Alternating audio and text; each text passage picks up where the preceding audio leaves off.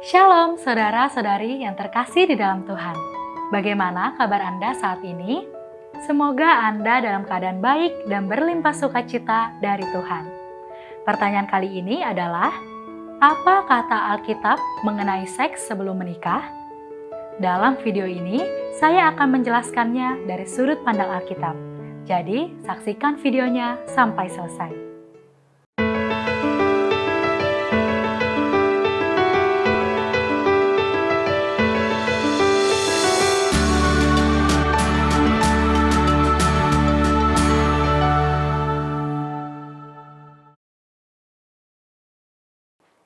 Sama dengan percabulan, seks sebelum menikah berulang kali dicela dalam Alkitab. Dalam Kisah Para Rasul 15 ayat 20, 1 Korintus pasal 5 ayat 1, pasal 6 ayat 13 dan 18, pasal 7 ayat 2, pasal 10 ayat 8, 2 Korintus pasal 12 ayat 21, Galatia 5 ayat 19, Efesus 5 ayat 3, Kolose 3 ayat 5, 1 Tesalonika 4 ayat 3, dan dalam Yudas 1 ayat 7. Alkitab melarang manusia berhubungan seks sebelum menikah. Seks sebelum menikah sama salahnya dengan perzinahan dan bentuk-bentuk pencabulan lainnya, karena semua itu tersangkut paut dengan hubungan seks dengan orang yang tidak dinikahi. Seks antara suami dan istri adalah satu-satunya bentuk hubungan seks yang Allah restui. Dalam Ibrani 13 ayat 4. Seks sebelum menikah menjadi begitu awam dipraktekkan karena berbagai sebab. Terlalu sering manusia memusatkan perhatian pada aspek rekreasi dari seks tanpa memperhatikan aspek rekreasi dari seks. Benar, seks itu menyenangkan. Allah mendesain seks untuk itu.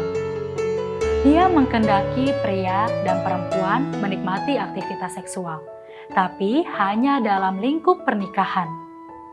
Walaupun demikian, tujuan utama dari seks bukanlah kesenangan, tapi reproduksi.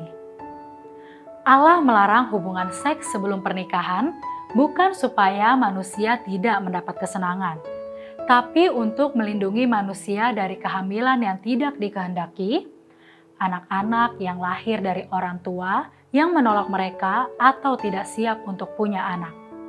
Bayangkan betapa dunia kita akan menjadi lebih baik jika model seks dari Allah diikuti oleh semua orang. Penyakit kelamin akan berkurang, ibu yang tidak menikah akan berkurang, aborsi akan berkurang. Tidak berhubungan seks sebelum menikah adalah satu-satunya solusi dari Allah. Abstinensi atau tidak berhubungan seks sebelum menikah menyelamatkan nyawa, melindungi para bayi, memberi hubungan seks nilai yang sebenarnya, dan yang paling penting, menghormati Allah.